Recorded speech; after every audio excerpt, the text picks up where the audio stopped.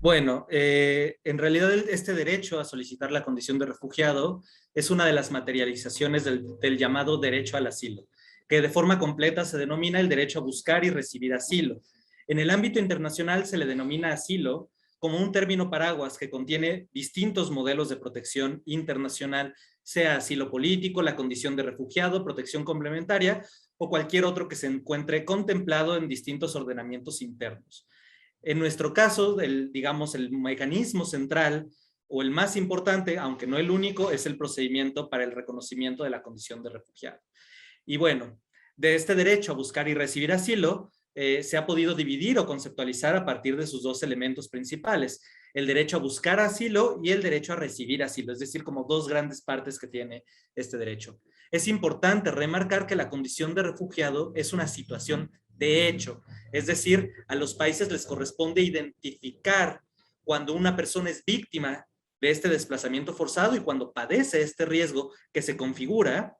y protegerlas. Es decir, la condición de refugiado se reconoce, no se otorga discrecionalmente. Esto desde el derecho internacional, pero también nuestro artículo 11º constitucional lo reconoce. Existe en realidad por el reconocimiento de una realidad global, que es la existencia de desplazamiento forzado.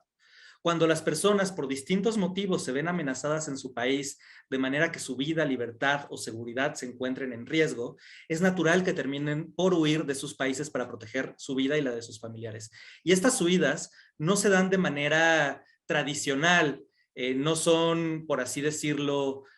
salidas organizadas, sino que al ir de por medio la vida pueden llegar a ser desorganizadas, pueden llegar a ser intempestivas y en muchas veces o en muchas ocasiones incluso salidas irregulares. Una salida organizada e irregular expone a las personas que quieran huir a conocimiento del Estado y una posible captura o sujeción a estos riesgos. De este contexto de peligro y de este contexto de necesidad de las personas que se ven obligadas a huir de su país,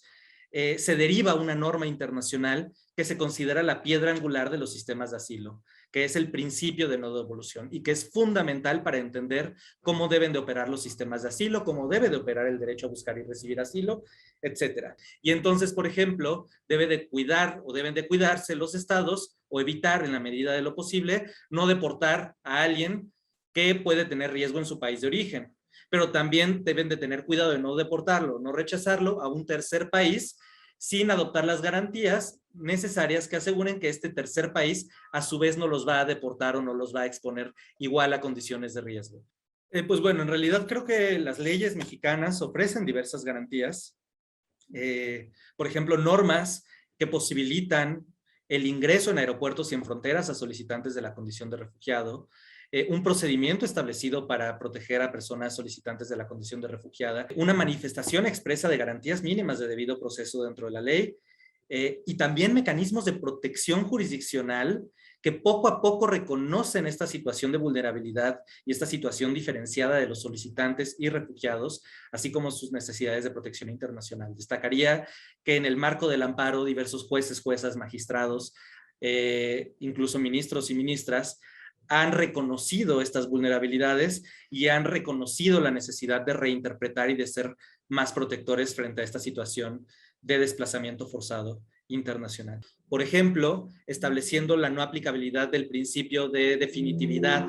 frente a demandas que aleguen riesgo en el país de origen y necesidades de protección internacional por las implicaciones de derechos que esto tiene.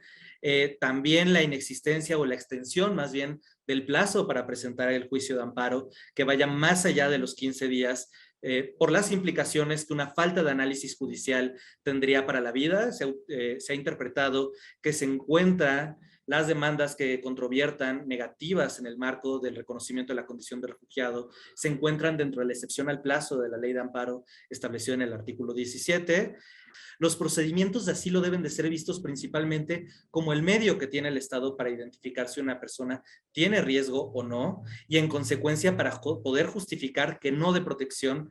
a una persona que manifestó necesitarla. Si no hay este análisis de riesgo sobre la situación real de la persona en su país de origen o no se hace de forma adecuada en términos objetivos, el Estado estaría violando sus obligaciones internacionales de protección. Respecto a los retos en el marco de la judicatura, creo que uno de los principales, tratándose de personas no solo solicitantes de la condición de refugiados, sino también migrantes, es ciertos prejuicios y ciertos estereotipos que permean, ¿no? El primero de ellos es el de la criminalización, donde se considera al extranjero intrínsecamente peligroso, ¿no? Y como que hay razones para mantenerlos afuera, cuando esto se ha demostrado que es falso. El relator de las Naciones Unidas sobre los derechos de los migrantes, en un informe de 2017, aclaró que no son peligrosos para la economía, porque por el contrario contribuyen a las economías, y por otro lado tampoco son un riesgo a la seguridad por sí solos. Otro de los problemas, y particularmente con los solicitantes, es este prejuicio o este mal entendimiento del sistema de protección, como si todo solicitante fuera a ser necesariamente protegido, y como se ha mencionado, el énfasis debe de estar en la necesidad de protección, y que el Estado puede negar si la persona no tiene esta necesidad de protección. Suprema Corte, el poder de la justicia.